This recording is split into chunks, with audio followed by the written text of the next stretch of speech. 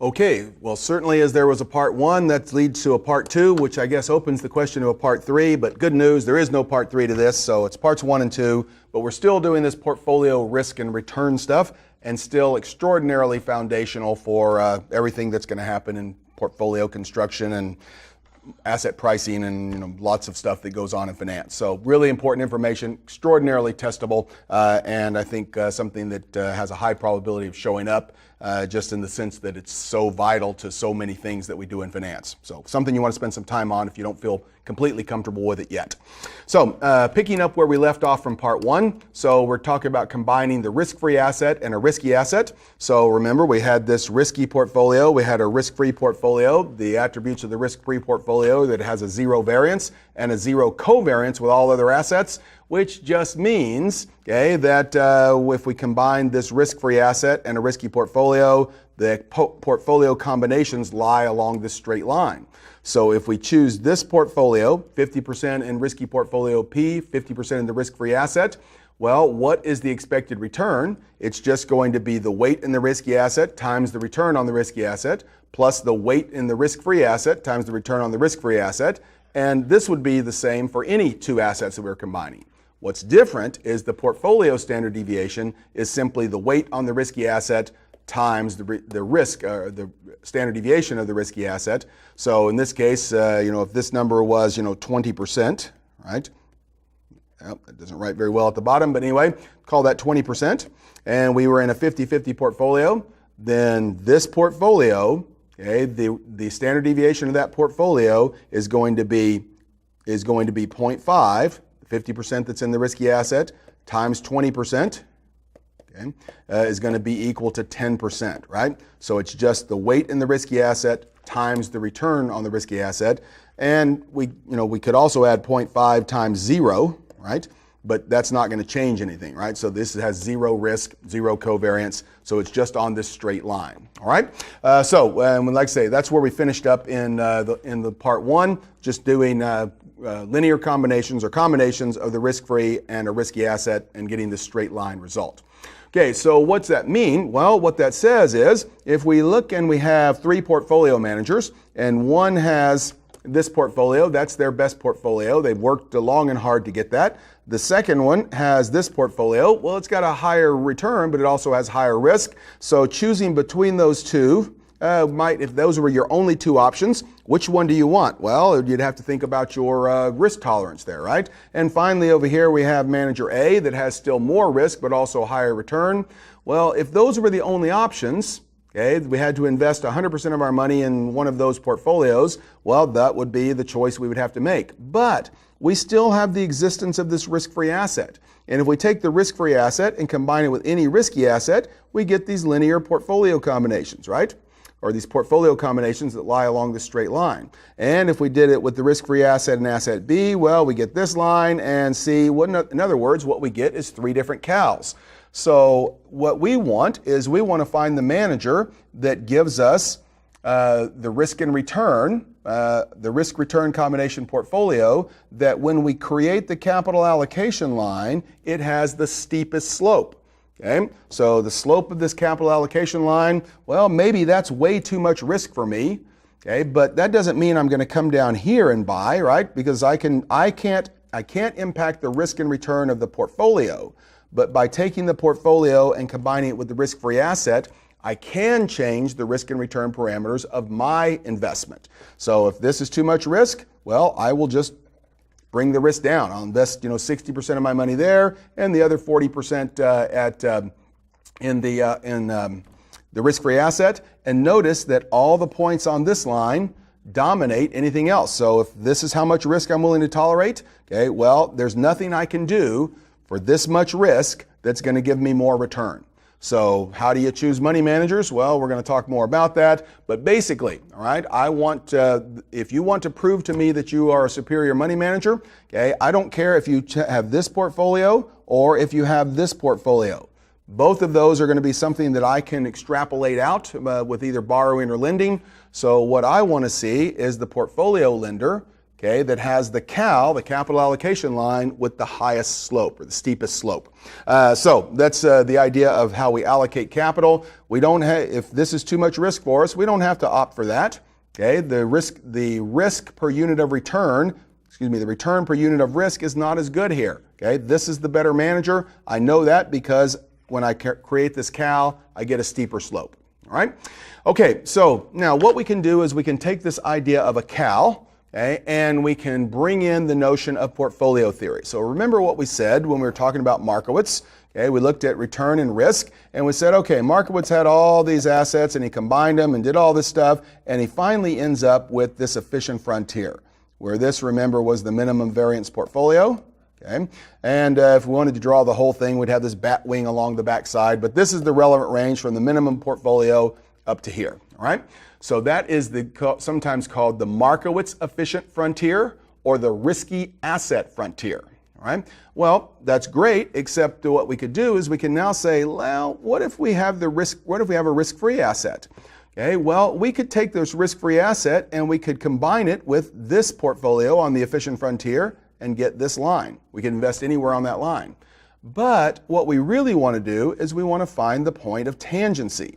So we want this straight line coming out of the risk-free rate here, okay, that's going to be just tangent to the Markowitz efficient frontier. This is the optimal, this is going to be, there's nothing we can do that's going to give us higher returns than this for the same amount of risk, or that'll give us lower risk for the same amount of return.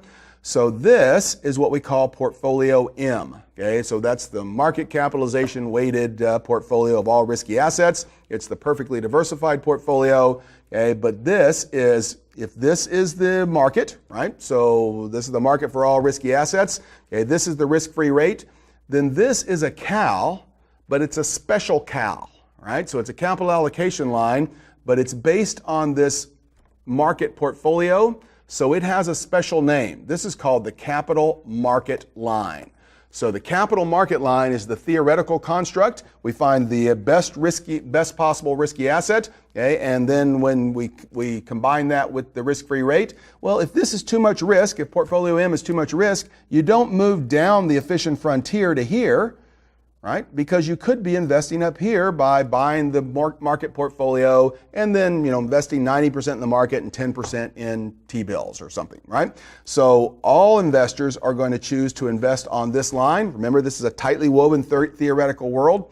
And this CAL that's created with the market portfolio, that is the point of tangency between this ray and the Markowitz efficient frontier, this is the capital market line. All right, so the capital market line, we've got Markowitz going on here. So this is the Markowitz work down here. These are all the individual assets and portfolios that are suboptimal. Okay, we find the point of tangency. This is portfolio M, the market portfolio. Okay, if that's just happens to be how much risk we wanted, great, we can just buy the market portfolio.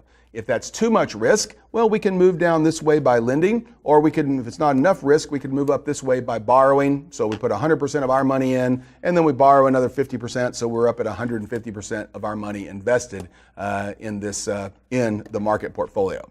So this is a separation theorem, right? It's what are you separating? You're separating the decision to invest from what to invest in. All investors will invest in some combination of two assets. This portfolio M and the risk-free rate. Right? That's it. So the capital market line, there's two efficient portfolios. And maybe it bears saying, it'll help you sort of demarcate this in your mind. But when we did just this curved efficient frontier, that was called portfolio theory. The addition of the risk-free asset and the creation of the capital market line, that is how we move to what's known as capital market theory.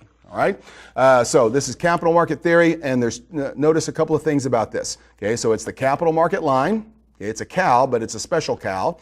Okay, so it's a capital market line. The measure of risk is standard deviation. We also call that total risk. Okay, and there's two assets that plot on the capital market line: the market portfolio M and the risk-free asset. All right, so that is the capital market line, and be careful with this. So this is the CML.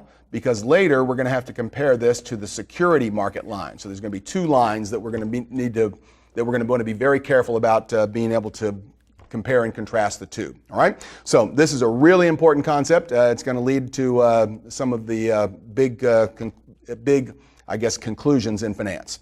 All right. So let's talk about risk. So we have the idea is this.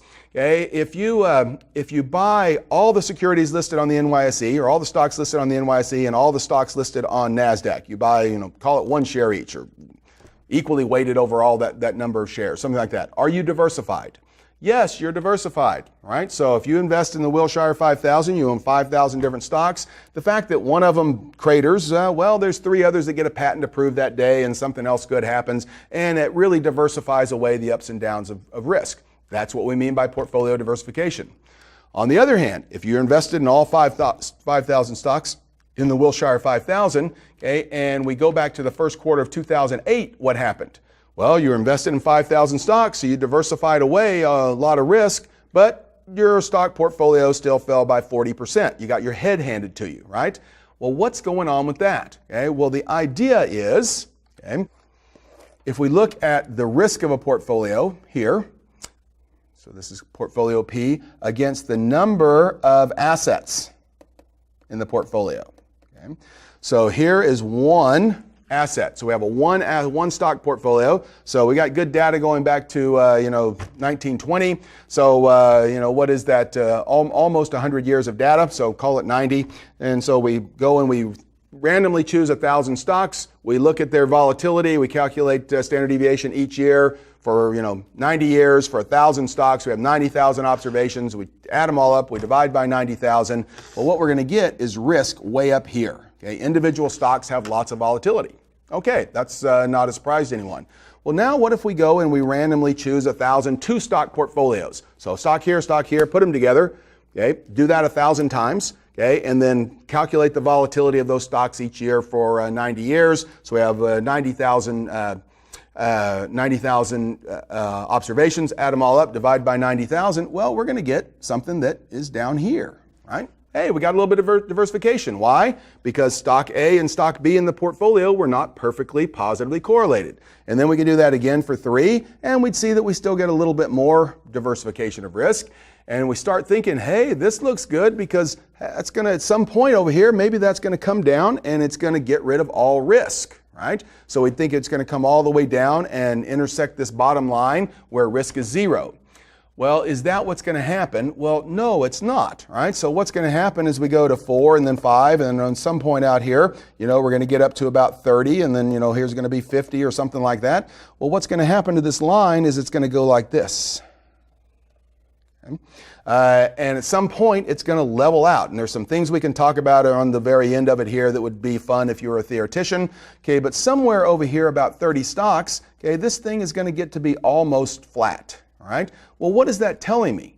Okay, well, by naively choosing assets, choosing them 30 at a time, okay, instead of just choosing them 1 at a time, well, I get lots of risk reduction, but I don't get rid of all risk. So what's happened is we've segmented risk into 2 parts.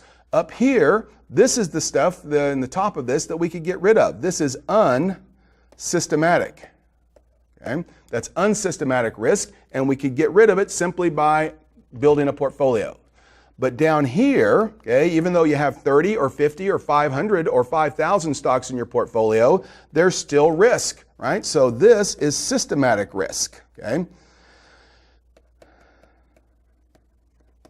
This is systematic risk, and you can't get rid of systematic risk. So the point of this, and this is an extremely important point, okay, is that there's 2 types of risk. There's unsystematic risk that can be costlessly diversified away. Instead of buying $1 million worth of one stock, okay, I take my $1 million, divide it up over 30 stocks. Okay, all this risk goes away. Okay, so I get rid of all of that volatility. Okay, but if I buy 30 or I buy 3,000 stocks, this risk stays the same.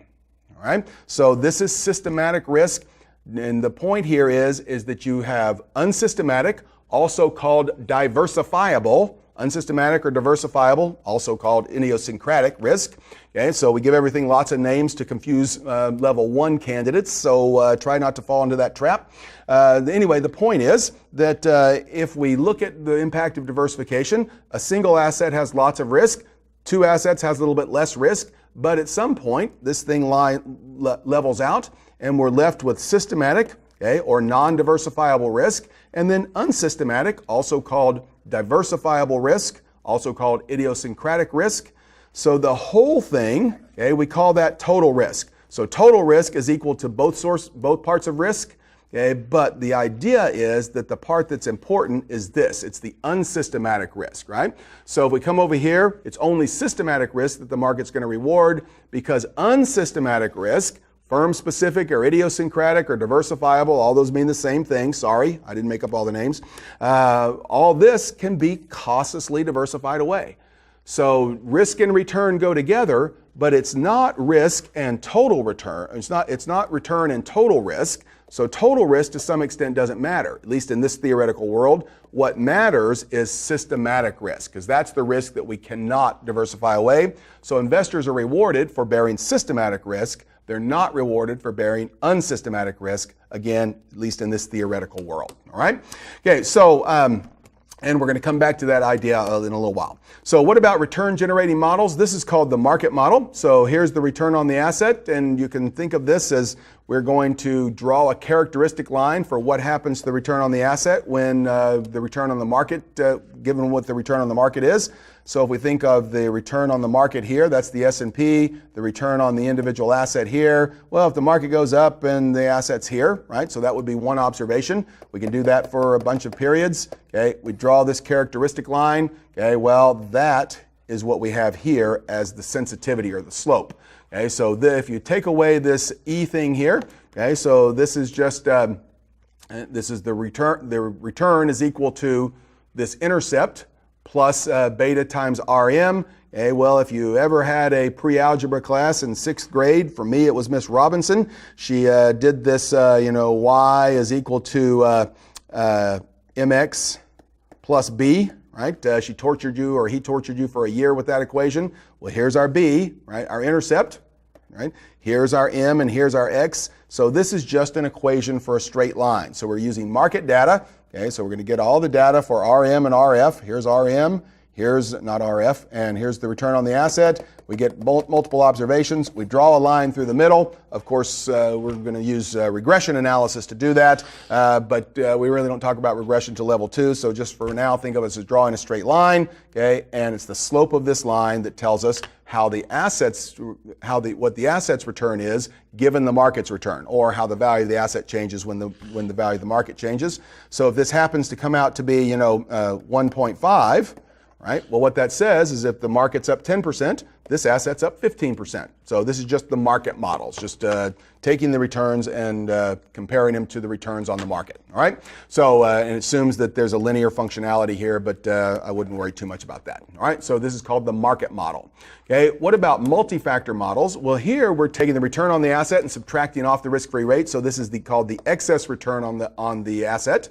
So that's a commonly defined term in finance, excess return. It's just the return minus the risk-free rate. And we're describing it as a function of several factors. These factors would be derived or estimated the same way we talked about estimating the slope on the last slide. Okay, but this says instead of the market model would say we have one thing that determines returns. That's the return on the market. So how does the asset change when the market changes? The market model assumes that that's the only important factor. If we move to multi-factor models, it assumes that there's multiple factors that can explain this excess return. Okay, that might be something like, size premiums. Okay, it might be, value versus growth. Okay, this could be, liquidity differences, those types of things. So we don't know what these factors are. I'll show you an example of a multi-factor model in just a second. Okay, but the thing to remember here is that this is not scary for the exam. Because to use this on the exam, this is a sensitivity, okay, a factor sensitivity, or also called a factor loading, and this is a factor. So this is going to be like 0.3, and this is going to be like 10%. So if you take 0.3 times 10, that gives you, 3%. And this is a sensitivity, and this is a factor, and this is a sensitivity, and this is a factor. All you have to do is they're going to have to give you all the sensitivities. They'll have to give you all the factors. You multiply them together. The product of a factor loading and a factor is called a risk premium. So you're going to just add up the risk premiums, and that's going to be an estimate of the excess return on this security. All right, so there's nothing here that you need to memorize. Okay, and it's easy to deal with. Just when they give you the data, don't freak out about it. They're going to give you these and they're going to give you these, right? So they're going to give you a sensitivity, they're going to give you a factor. You take the product of that, you do it for however many factors they give you, then you add them all together. Okay, well, that's going to be an estimate of the excess return on this asset, that is expected return minus the risk-free rate. All right, so you might also see this written as RI is equal to the risk-free rate plus, this sensitivity times, factor 1 plus sensitivity 2 times factor 2, okay, so forth. So you can see in this case, all I've done is taken this RF and moved it to the other side, right? Just so you know, this isn't anything different. Okay? All right, so multi-factor models, nothing to be scared of. And so they come in basically three flavors. There's macroeconomic models. Okay, those use macro factors like GDP, changes in interest rates, changes in consumer confidence, and what they're really basing on is surprises in those things. So like GDP is more than what expected to be or less.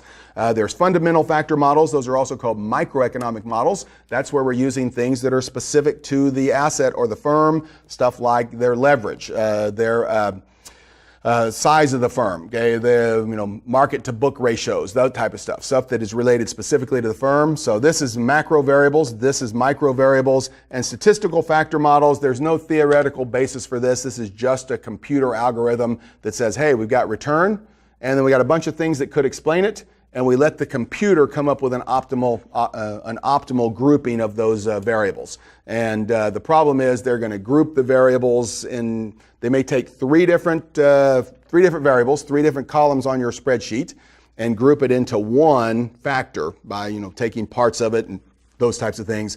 Anyway, this is not something that I think you ought to worry a whole lot about beyond knowing that it exists, right? So it doesn't get used very much. Things that don't have theoretical underpinnings, it's somewhere. If there's no theoretical underpinning somewhere, they generally don't get used in practice because theory actually has some merit, leads to good outcomes even if we have to approximate things as we get to the end. So three different kinds of multi-factor models: macroeconomic, fundamental factor. Those two, you ought to know the difference. And then these things are just complex statistical algorithms that we're not really going to worry much about. All right. So the most famous of the multi-factor models is a Fama-French three-factor model, and they use three factors. So they're going to say, the return on security I is going to be equal to the intercept here, right? That might be the risk-free rate depending on who's writing this, plus, okay, beta 1 times the size factor, plus beta 2 times the book to market. So book to market, right? And plus beta 3 times the market risk premium is what that is called. Okay, and I apologize for that writing. Okay, anyway, so this would be the Fama-French model. Do you need to memorize anything there? I don't think so. They're going to have to give you the factor. They have to give you the sensitivity. They have to give you the factor. Okay, you just have to multiply them together and add them all up. Okay, and then add in, this is probably going to be the risk-free rate. Add in the risk-free rate, that gives you an estimate of return. There's also a Carhart-Model that takes these three and adds a fourth variable to it. That's going to be a momentum factor. So that would be a four-factor model. There's another one discussed in the curriculum called the BIRR model that uses five factors. Do you need to memorize those? I don't think so. If they asked you about them on the exam, you should know they're multi-factor models. If they give you the data, you ought to be able to plug in and get the expected return. Okay, but other than that, I don't think there's a whole lot here that you actually need to worry about. So that's good, right? Okay, how do we calculate a beta? So we're thinking now in terms of the capital asset pricing model, which we've seen elsewhere. So the CAPM, remember the CAPM is, the return on the ith security is equal to this risk-free rate plus the beta for the ith security times RM minus RF. Okay, so this thing, the thing in parentheses is called the market risk premium as well. So this model, this is the capital asset pricing model, and in my mind, there's one of two formulas that is the most used formula over all three levels of the curriculum, and it's either the Gordon growth model, which comes up in the equity section, or it's this thing, CAPM. Okay, what we know about the CAPM for sure is that it doesn't work, but nonetheless, if you polled CFOs from the S&P 500, you'd find that 70% of them use this to estimate their cost of equity capital. So, and we don't really have a better model. I mean, there's some that do better for portfolio construction, but not necessarily for understanding the cost of capital for a particular firm. Anyway, so this is the capital asset pricing model. Notice that this you can get in the newspaper. Okay, this is the same for all firms. This is the same for all firms. The only thing that's unique, this is a closed form solution for the cost of equity for a firm, and the only thing that's unique to that firm is this beta. So we have to estimate beta, and the way we estimate beta is the same as we did in the market model. We're going to take the returns on the market here, and then we're going to have the returns on, let's say, Harley Davidson. Right, I'll put HD for Harley Davidson. So we're going to go back 36 months, and 36 months ago the return on Harley was 12, the return on the market was 6, so we're going to get a point here. Right? And then 35 months ago, we get from point there and here and here and here and here and here and here and here and here and here and here. Okay, so we get all these points. We get 36 of them for 36 months. And then we, in the real world, would use some sort of statistical algorithm. It's just OLS regression, if you already know what that is, which you probably do, but we're not going to be doing that at level 1. And we draw a characteristic line right through the middle of the dots. Okay, so it's done with lots of precision and that sort of stuff, but it's basically just drawing a straight line. Well, the slope of this line, in this case, this is beta equal to we'll call it 1.5. Well, the slope of that line is the beta of the stock. So this is how we estimate the beta that we would put into the capital asset pricing model. All right. So the capital asset pricing model, extraordinarily common on the exam. Okay, so it's something that you want to make sure you have a handle on, and it's just a function of estimating the straight line. It's the slope of this line, okay, is going to be the beta, and it's also going to be equal to this, but we'll see that in just a moment. So here are some formulas for you. This is the way I think of the calculation of beta. It's the covariance of the asset with the market divided by the variance of the market. Okay, so I would definitely know that. How does the market change when the market changes? Well, if the market's up 10%, then the market's up 10%, right? So the beta of the market by definition is equal to 1. So the market beta here, okay, you can plug in these parameters, but what you're going to get is by definition, the beta of the market is 1. That's a really important point that you want to internalize for intuition purposes. Okay, so the beta of the market's always 1. So if you have a beta greater than the market, what does that mean? Well, if the market goes up and down, right? That's the beta of 1. If you have a beta of 1.5, as the market goes up, you go way up. And as the market goes down, you go way down. So a beta greater than 1 is an aggressive asset, and it means that you would follow the market in exaggerated fashion. Okay, so that would be an aggressive asset. If you thought the market's going to go up, you want to invest in high beta assets. A beta of less than 1, okay, says that you have a defensive asset. So as the market goes up and down, well, the market goes up, well, the security goes up a little bit. Okay, as the market goes down, the security goes down a little bit. So it follows the market, but in a muted fashion. So low beta securities would be things like utility companies. Okay, high beta securities would be things like Apple, right? Tech stocks, that sort of stuff, luxury good providers. So if you took all the assets together, well, then you got the market, and the market has a beta of 1 by definition. Also, this is an important point, okay, that is to note that the beta of a portfolio, okay, is just the weighted average of the individual betas. So when we did total risk, we were looking at standard deviation. We had to whip out that big formula with covariance and all that sort of stuff. Okay, one of the great things about beta, as ultimately we're going to call this a risk measure, is that the beta of a portfolio is just the weighted average of the individual assets. All right. So, and what about this stuff in the middle? Okay, well, unfortunately, I think probably some of this needs to go on your formula sheet. So this, you can see that this one is over here. This is just working through the statistical relationships. So the correlation between the return on the market, between the asset and the market, times the standard deviation of the asset over the standard deviation of the market. That's the same thing. This is the same thing you see up here. Okay, the covariance of the market and the asset over the product of the standard deviations times this. Okay, well, that's the same thing. So what is it here that you really want to know? Okay, well, this is a fact. I don't think there's a formula you have to worry about here. And this is also sort of intuition. So I think realizing that a portfolio beta is just the weighted average is probably not something you have to really focus on a formula for. Okay, so what I think you probably need the most here are these two formulas, right? This one's probably the most likely. It's the one most people think of it. Okay, but either of those would be something that I would be ready to use. So looking at an example real quick. So the standard deviation of the return on an index is 20%. Calculate the beta of the individual asset, okay, if the standard deviation of the individual asset is 30 and the correlation with the index is 0.8. Okay, well, that gives us all the data to plug into that formula we just saw. So it's the correlation of the market, the index and the asset times the standard deviation of the asset over the standard deviation of the market. That gives us a beta of 1.2. And given the covariance, well, if we had the covariance of the asset and the market, okay, over the variance of the market, remember this is the standard deviation of the market, you got to square it to get variance, okay, well, that would also give us 1.2.